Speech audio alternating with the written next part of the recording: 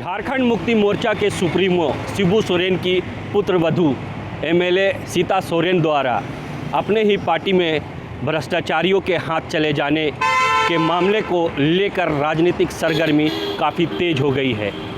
सीता सोरेन के इस बयान के बाद विपक्ष को बैठे बैठाए बड़ा मौका मिल गया है और लगातार विपक्ष झारखंड मुक्ति मोर्चा सहित पूरे सरकार पर निशाना साध रही है। इस पूरे मामले पर विपक्ष की क्या है रवैया और विपक्ष को क्या कुछ मिला है मौका, देखिए हमारे इस खास रिपोर्ट पर। दुमका की जामा विधानसभा से विधायक और झामुमो सुप्रीमो शिबू सोरेन की पुत्रवधू सीता सोरेन के बगावती तेवर के बाद झारखंड में सियासी सरगर्मी बढ़ गई है। अपनी ही पार्टी के विरुद्ध सीता सोरेन के ट्विटर बम को लेकर विपक्ष की बाँछें खिल गई है।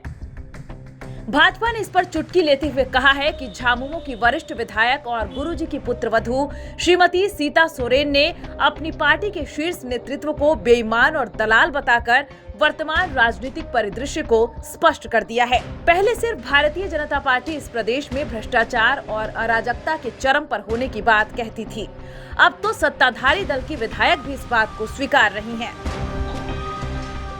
जब आरोप लग रहा है तो निश्चित तौर पर सरकार को, माननीय मुख्यमंत्री जी को उसको पर जवाब देना चाहिए। उनको ये मुद्दे भारतीय जनता पार्टी लगातार उठा रही है, चाहे वो भ्रष्टाचार का मुद्दा हो, चाहे यहाँ खनन के लूट का मामला हो, चाहे बालू चिप्स का मामला हो, सारे मुद्दे, ट्रांसफ़र पोस्टिंग का मामला हो, बेरोजगारी का मामला हो, सारे मुद्दों को भारतीय जनता पार्टी जिस दिन से ये सरकार बनी है उस दिन से इनको आगाह कर रही है और इनको याद करा रही है।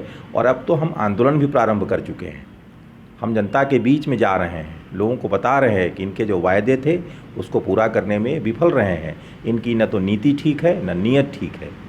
तो सरकार को इस पर उत्तर देना चाहिए, सरकार को सचेत होना चाहिए और जो वायदे किए थे, जिसकी ओर इनके जो विधायक हैं वो इशारा कर रहे हैं, उस पर कार्रवाई करनी चाहिए।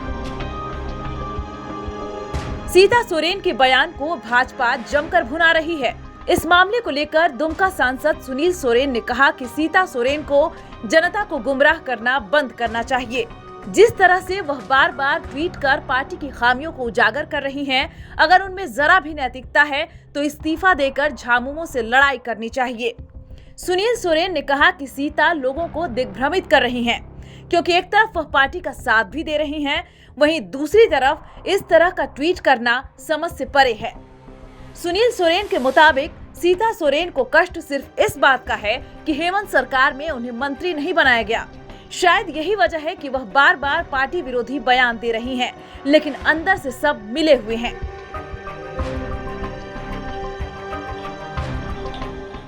आपको बता दें कि गुरुवार को 4 ट्वीट में जामा विधायक ने शिबू सोरेन को संबोधित करते हुए लिखा कि दलालों और बेईमानों से पार्टी को बचाना अब सिर्फ आपके हाथों में है। जिस उम्मीद और आशा के साथ पार्टी की नींव रखी गई थी, उसे सुरक्षित रखने की जिम्मेदारी सिर्फ आपके हाथों में है।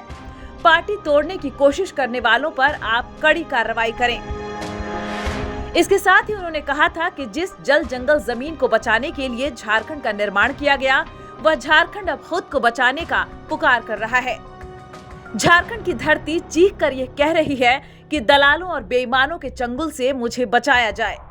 झारखंड की इसी चीख और पुकार को सुनकर शायद दुर्गा सोरेन सेना का गठन किया गया है। बहरहाल अपनी ही पार्टी के खिलाफ सीता सोरेन के ताबड़तोड़ ट्वीट और हाल में दुर्गा सोरेन सेना का गठन कहीं न कहीं पार्टी के अंतर्कलह की ओर इशारा तो करते हैं। जाहिर है विपक्ष इस मौके को लपकने की जुगत में है। न्यूज विंग के लिए रांची से रफी समी की रिपोर्ट। धनबाद के बाद अब गिरिडीह के बरगंडा में खुल गया है आविष्कार डायग्नोस्टिक। यहाँ digital mammography, CT scan, ultrasound, X ray DR, uroflowmetry, pathology, ECG, TMT, EEG, PFT, NCB आदि की जांच की सुविधा उपलब्ध है। यहाँ योग्य एवं अनुभवी टेक्नीशियंस के द्वारा सभी प्रकार की जांच की जाती है। आपातकालीन सेवा सीटी स्कैन 64 स्लाइस की सुविधा रात में भी उपलब्ध है। हमारे यहाँ 24 घंटे एम्बुलेंस की सुविधा भी उपलब्ध है। हमारा पता गोवर्धन लाल नर्सिंग होम के बगल में होटल गैली के पास, कोर्ट रोड, बरगंडा, गिरिडीह।